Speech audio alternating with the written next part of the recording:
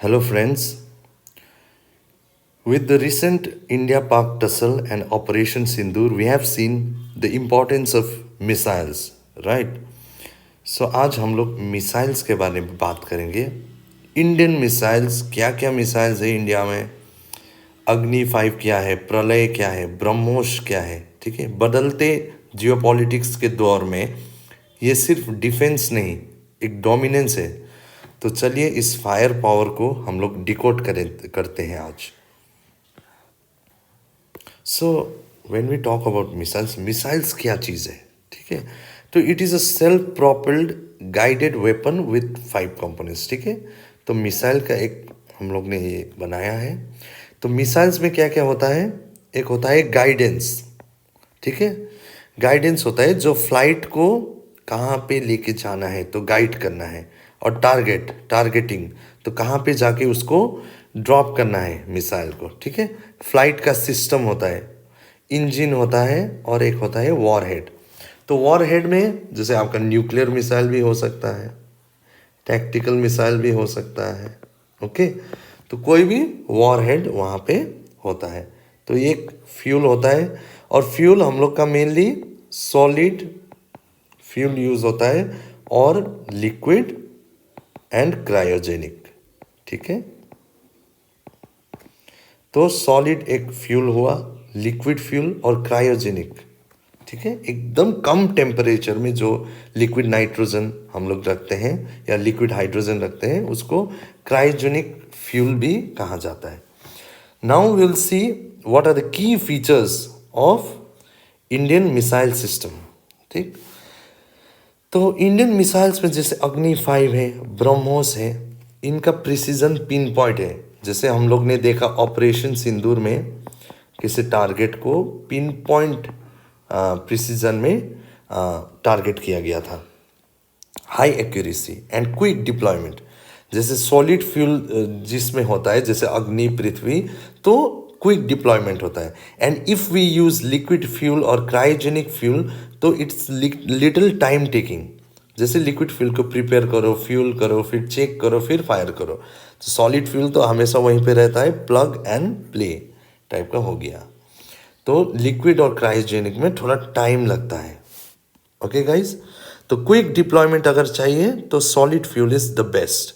लेकिन solid fuel क्या होता है, उसका डिसएडवांटेज भी है। जैसे it has low efficiency as compare to cryogenic and liquid fuel. तो इंडियन मिसाइल सिस्टम का दूसरा फीचर है हाई लिथैलिटी, मतलब लॉन्ग रेंज भी है। जैसे अग्नि हो गया आपका 6,000 किलोमीटर, 7,000 किलोमीटर्स तक वो जा सकता है। हेवी वॉरहेड भी कैरी कर सकता है, जैसे अग्नि 5। Supersonic speed, which means the speed more than that of the sound. Sound का स्पीड होता है 343 मीटर पर सेकेंड्स, तो उससे भी ज़्यादा साउंड को हम लोग सुपरसोनिक बोलते हैं। प्रिसीजन स्ट्राइक, ये भी एक फीचर है इंडियन मिसाइल्स का, ठीक है। And what are the major missile programmes in India? So we can see integrated guided missile program, integrated guided missile program, development programme, okay. Integrated guided missile development programme, इनके जो सर्जक थे या main जो person behind this integrated guided missile programme development programme was doctor APJ Abdul Kalam, former president of India, ठीक है। तो पृथ्वी, अग्नि, आकाश, नाग और त्रिशूल, जो कि इंटीग्रेटेड मिसाइल डेवलपमेंट प्रोग्राम में आया, जिसमें था एक लॉन्ग रेंज का मिसाइल, बलिस्टिक मिसाइल, और टैक्टिकल मिसाइल्स भी थे। और इसमें देख सकते हैं आप आकाश मिसाइल, जो भी इस बार ऑपरेशन सिंदूर में भी यूज़ किया गया था। तो इंटीग्रेटेड गाइडेड मिसाइल प्रोग्राम में पृथ्वी, अग्नि, आकाश, नाग और त्रिशूल, ये सब मिसाइल्स डेवलप किए गए थे। इंटीग्रेटेड मिसाइल डेवलपमेंट प्रोग्राम, इसको आप याद कर सकते हैं as Patna, okay. So P for Prithvi, A for Agni, T for Trishul, N for Nag and T for A for Agni, sorry guys, ठीक। तो पृथ्वी हम लोग देख सकते हैं, it is a short range surface to surface missile, बाद में हम लोग देखेंगे सरफेस टू सरफेस मिसाइल क्या है, कैसा क्लासिफिकेशन होता है। जैसे सरफेस टू सरफेस मतलब कि लैंड से इसको फायर किया जाएगा and the target will also be over the land. Okay, Agni, it is a long range nuclear capable ballistic missile. Okay, there are two kinds of missiles. There are ballistic missile and there is cruise missile. So Agni is one of the kind of ballistic missiles. And now Akash, it is a short range surface to air missiles. Okay, so if you have a air target, then from surface you can fire it to hit that air target. और नाग होता है anti tank guided missile. जैसे कोई tank को अगर destroy करना है तो टैंक डिस्ट्रॉयर के हिसाब से नाग काम करता है। And we have Trishul, sorry, Trishul होता है low level surface to air missile. ठीक है, तो अगर लो लेवल टारगेट से सरफेस के नज़दीक से उसको डिप्लॉय करना है तो it is Trishul, surface to air missile. Now, another important development in Indian missile program was BrahMos Aerospace. Okay, so BrahMos Aerospace is a Indo-Russian joint venture. Okay, so it comes from Brahmaputra and Moscow. So Indo-Russian joint venture missile program. So BrahMos is also a very important missile in India. Ballistic missile defense program was also started.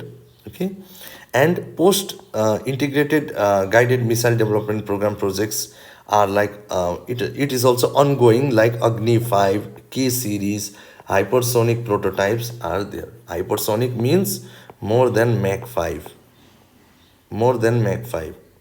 Okay, that is hypersonic. Now classification by speed, when we see, so Mach 1 means the speed of sound in air. Okay, so that is 343 meter per second speed of sound in air. So Mach 1. Okay, so less than Mach 1 is called subsonic. So Prithvi and Nirbhay missiles are those missiles which travel less than the speed of the sound. So that is less than Mach 1, subsonic.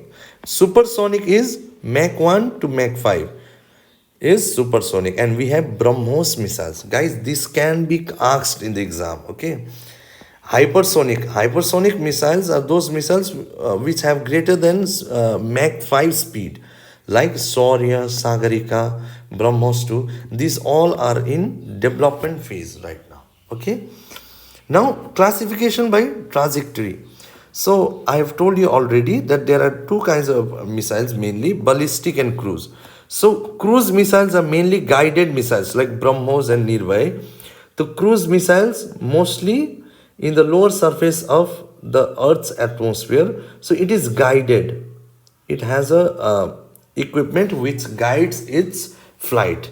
And ballistic missiles are those missiles, those which are not guided. It is fired from here and it goes up and then it comes down due to gravitational pull. Okay, so it is not guided missile.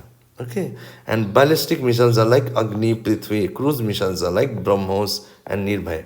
We also have under development missiles like hypersonic glide vehicles. Okay, hypersonic means more than Mach 5, and fractional orbital bombardment system. This is also tested by China and it avoids early warning systems. So it's very important because to surpass the air defense system of our enemy state, we have to have developed this kind of systems. Okay, so classification by launch mode, I've already told you. Surface to surface is fired from surface and it hits the target on surface, on land. So that is Agni, Prithvi and BrahMos. Surface to air is Akash and MRSAM. Okay, and we have air to surface Helena, air to air Astra, ship to ship BrahMos can also be fired through ship to ship. Ship to air Barak 8 developed with Israel, Indo-Israel partnership in Barak 8. Submarine launched K-15 Sagarika. Okay, and soldier fired. Okay, the soldiers can also fire through the soldier, that is Igla and Stinger. These are tactical missiles.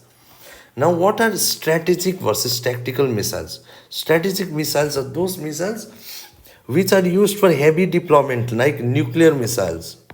Okay. And these tactical missiles are used for battlefields. Okay.